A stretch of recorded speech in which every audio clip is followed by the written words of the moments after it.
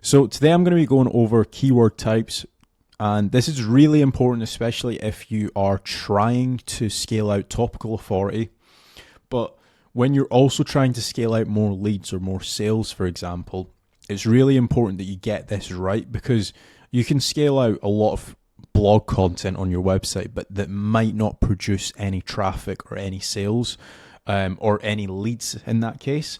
The ultimate end goal for any website is to start producing blog content, and then from that blog content you're able to generate either more sales if you're an e-commerce store, or more actual leads if you are a service-based business. So those are the two biggest things when it comes to actually doing SEO, and it's really important that you actually understand which type of keyword types that you should actually go after and which type of keywords will produce those results. So today I'm going to be talking about keyword types. Also, very quickly, if you haven't already, head over to themasterminders.com.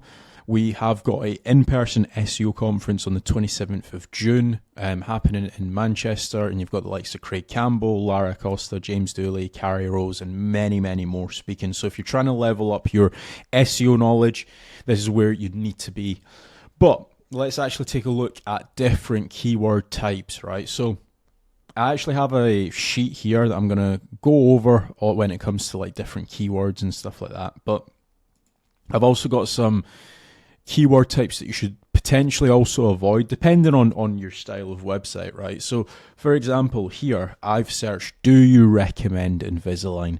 Now for something like do you recommend Invisalign, there's going to be a lot more actual forums ranking for that. So for example, you've got Reddit, you've got tons of different Reddit subreddits as well. You've got loads of different discussions. You've got Mumsnet here.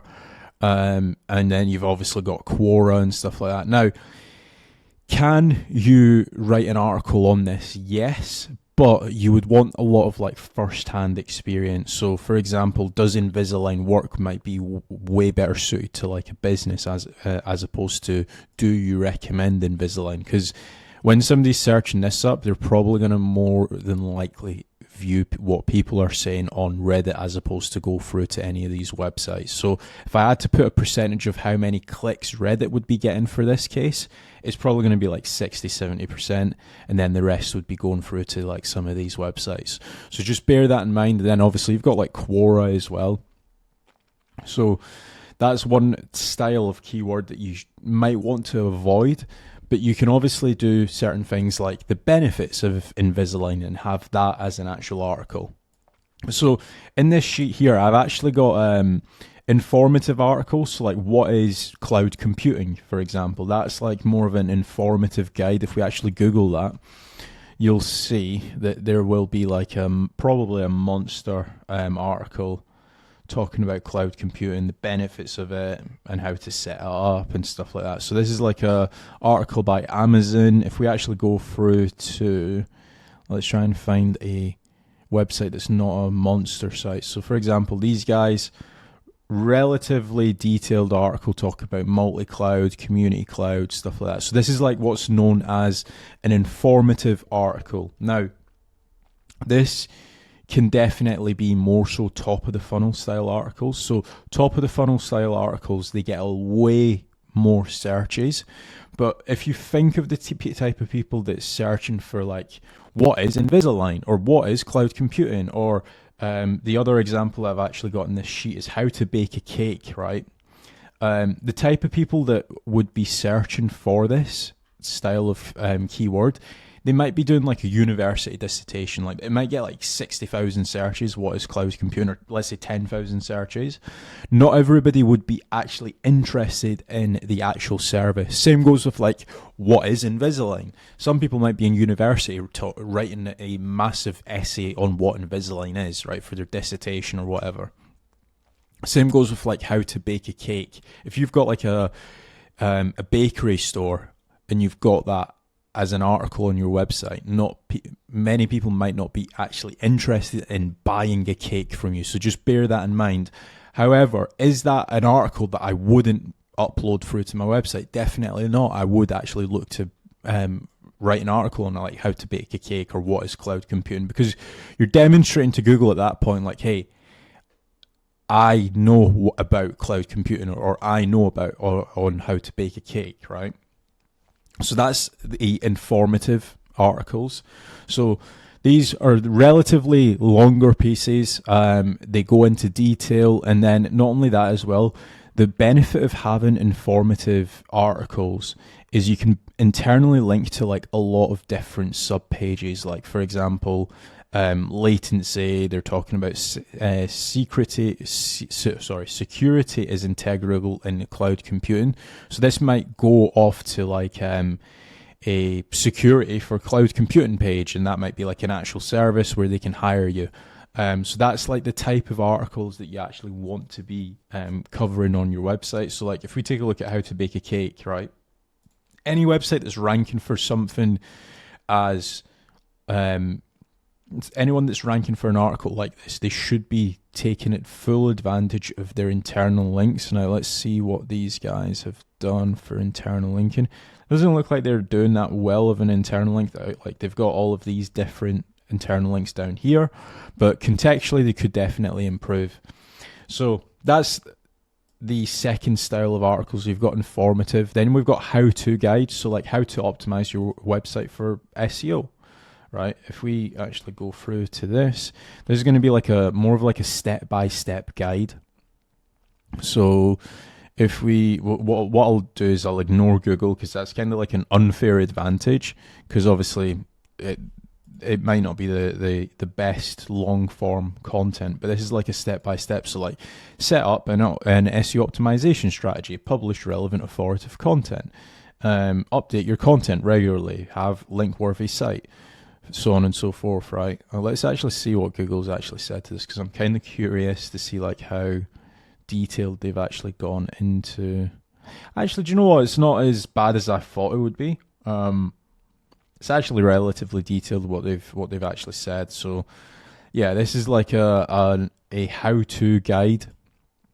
How-to guides, typically they're like more step orientated. So like they'll be like, step 1, add your keyword onto the page. Step 2, do keyword research. Step 3, include your keyword in the permalink, stuff like that. So that's typically what you find with like how-to articles. Like even if I go to like how to install WordPress, for example, it's going to be like more of like a step-by-step guide, as opposed to just like a long-form informative piece. So these guys that look like they've actually just transcribed the content. But if I go to like WP Beginner, as you can see, so how to install WordPress on Bluehost. So it's like more of like a step-by-step. So like they've got step number 1, go to Bluehost. Then step number 2, create a new WordPress site. So there's like more of like the how-to. Then we've got listicles. So listicles are typically like, again, they're number based, but they will actually list like a load of different tools or different locations for holidays and stuff like that. So like the 11 best SEO tools in 2025. And then you've got a list of 11 different tools. You can also include this as a table as well. Like these guys, they've actually covered like a bullet pointed list, a HTML table, and then they've also got it as subheadings as well. So if you don't know much about SEO, if you're trying to get like a featured snippet, in some cases Google prefers tables, in other cases it prefers bullet pointed lists, in other cases they prefer well optimized SEO content, so like good heading structure, for example, right? Now Zapier, they've actually done all three. They've got the actual heading structure, or well formatted heading structure. They've got a table format, and they've also got bullet pointed lists. So they're covering all bases. That's what I would recommend when it comes to like listicle style articles. So even if we do like 5 ways to improve your morning routine, right? We just Google that. Let's see who's ranking here. So this is more like a long form piece article, which again, it's not terrible. They've actually got numbered lists there. Let's see if they've got a table as well. They don't. Let's do like 5 best hosting providers. The best web hosting services. So this is again is another listicle. So they've got table format here. They've got heading structure here. So Hostinger, Ionos. Let's just see if they've got a bullet pointed list anywhere. They don't. But again, that's basically what a listicle is. Then we have got product comparisons. So this is like one of my favorite style of articles because you've got like iPhone versus Samsung Galaxy. When somebody's like searching something like this, like two different products, they're middle of the funnel by now. So they've they might have already done research on iPhone. They might have already done research on Samsung Galaxy, for example. They want to compare those two and then purchase the product. Or like, for example, in a service based, you might have like braces versus Invisalign, right? And again, some people they're just further down in the funnel. They just want a more informative decision or a more informative style article, and then they're ready to purchase Invisalign or the iPhone 16 or whatever, right? So again, this is like what a versus or a comparison article looks like. We'll also look at like hosting, for example, Hostinger versus Bluehost, right? Again, this is like what it looks like. So in a lot of cases, what you would want to do in comparison style articles is actually have a table and like have like pricing points, uptime guarantee, maybe like a coupon, for example. Again, this is very much dependent on what you're comparing. If you're comparing like two microwaves, for example, you might decide to say like, okay, microwave number 1 uses less power, for example. So that's what I would be looking to actually include in the table. This is basically a really good actual example of a comparison. Then we have got newsworthy articles. So newsworthy articles would be like anything that's just newsworthy. So like Manchester City's just played Real Madrid. If I search Manchester City, you can see all of these talking about the latest score, who scored. When it comes to news-related articles, now I know not many people would be including news-related articles unless you've got like a news-based site.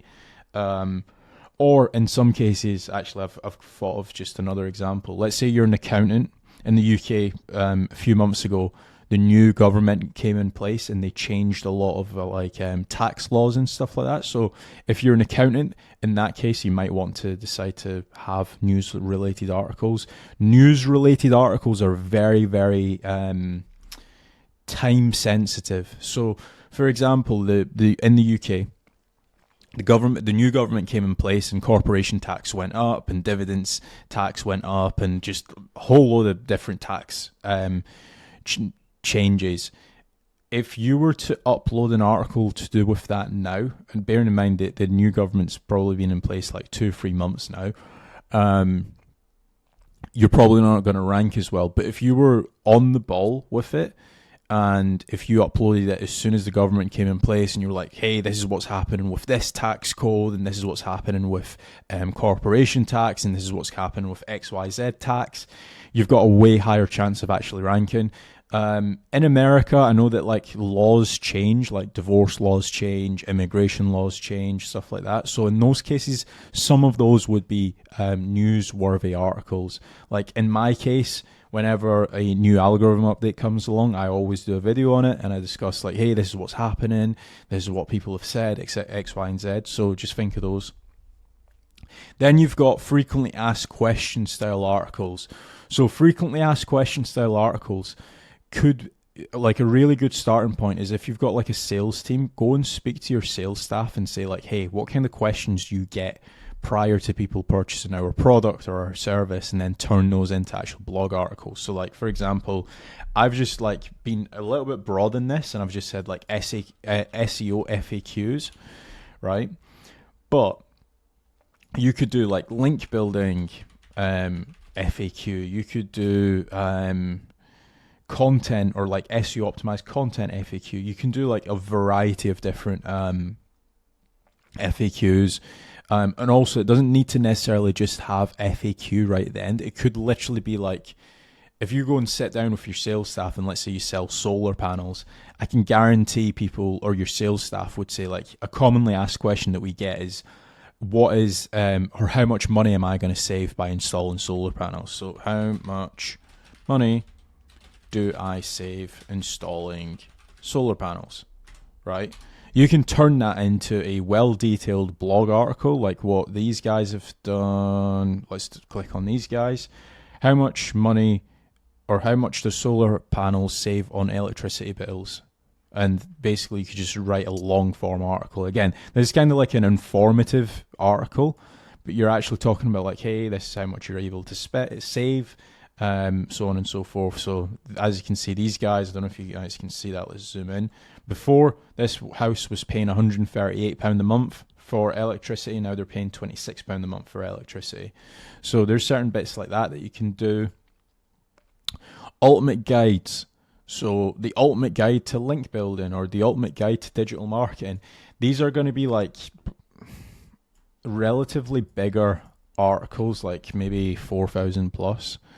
So if I do ultimate guide to, we'll do ultimate guide to SEO. See who's actually ranking for that. I'll probably like HubSpot or Surfer SEO or something. Beginner's guide to SEO, right? And as you can see, actually, do you know what? It's not that long. I thought it would be a little bit longer than that. This is like the typical ultimate guide. So you've got like, I don't know, 4,000 or 5,000 words of content. It's talking about LSIs, image optimization, link building, topical authority, everything. The good thing about these ultimate guides is obviously it's a very long article piece. However, you can link off to a lot of different pages. So like, for example, if I go up, I bet there's going to be so many internal links. And if they're not doing it, then yeah, so like they're talking about link building and then they're linking off to their link building page. So again, when you're writing these ultimate guides, what you'll typically find is like, let's say there's 35 different subheadings. You'll actually be able to think, or when you're writing the actual article or when you've got somebody writing the article, they'll probably be able to come up with like 25 different dedicated pages just based off of the ultimate guide. So just bear that in mind. Like the ultimate guide to SEO, you could probably have a dedicated page talking about link building, a dedicated page talking about technical SEO, a dedicated page talking about content, for example. So you've got all of those different things, and the good thing is once this page starts getting traffic, you're indirectly helping all of your other pages get traffic as well and get more link power going through to them, especially if you've been doing your internal linking properly. We've then got service-based articles, so like managed IT services or dentist near me. So these are basically the service-based pages. Now, I do understand that in some cases, the service-based pages might not apply as such to e-commerce stores, which I will go into in just a second. But like managed IT services, these guys, where are they based? I think they're like 25, 30 minutes away from me. And if we actually click onto this page, in some cases, the service-based pages might not have as much content. They're more actually optimized for conversion as opposed to like super long-form articles. But as you can see, this is what a service-based page looks like. It's still important to actually have. Like if I was to search like dentist in Manchester, right? This is another service-based page. Actually, what I'll do is I'll try and find a inner page that actually ranks for that. Let's see if we can find. Yeah. There we go. So this is like a typical service-based page that you're looking at. So they've got reviews, they've got a little bit of content, not crazy amounts of content, but the purpose of this is like if somebody's landing on this page, they're going to be interested in your actual service. So they don't need to know about your life story and stuff like that. So that's the service-based page. Now, one thing that's actually missing off of this, that now that I'm actually thinking about it, is like for e-commerce stores, if you're like trying to rank for like buy a grey sofa, right? Or buy, maybe not buy a grey sofa, but buy grey sofa. If we actually click through to, we'll go to Sofa Club because these guys rank relatively well. Again, not much amount of content, but this is like what's called a collection page, some people call it, or like what's the other, a catalog page as well is another terminology. A collections page or a catalog page, right? Now you don't need crazy amounts of content, but it's still good to like have a few words. This is like the equivalent of a service-based page for e-commerce, right? So somebody that's searching like buy a grey sofa, they already know that they want a sofa. They already know that they want a grey sofa. So all you need to actually show them is like displaying like all the products in the actual range. Now, in some cases, e-commerce stores actually have a little bit more content down at the bottom. Yeah, so like they've got like an FAQ section. So you can actually have like FAQs down at the bottom, and that in a lot of cases is enough to rank. Like if we go to like another store like buy vape pens, right? We'll take a look at these guys. So again, a little bit of content, and if we go to the bottom, as you can see, what is a vape pen? So very similar format. So they've got like a little bit of content at the top, they've got all of their products, and then they've got FAQs at the bottom. So that's the entirety of all the actual style of articles that you should actually have on your website. Now, every website might not have every single one of these. Like, for example, if you're service-based, you might have a load of informative articles, you might have a load of how-tos, and you might have a load of service-based pages. You might not have listicles, product reviews, news, FAQs, stuff like that. So just pick and choose what style of articles that you actually want on your website. And that's the best way to scale out topical authority and actually understanding what type of articles your website needs. Now, if you guys have enjoyed this video, please remember to leave a like. And as always, if you want a strategy call for your website, head over to casualdash.com, fill in the contact form, and I will be in touch. And like what I mentioned at the start of this video, if you want to level up your SEO and you just want to be in the right room with people that are actually doing SEO and digital marketing day in, day out, head over to the Masterminders and grab your ticket while you can. Thanks for watching.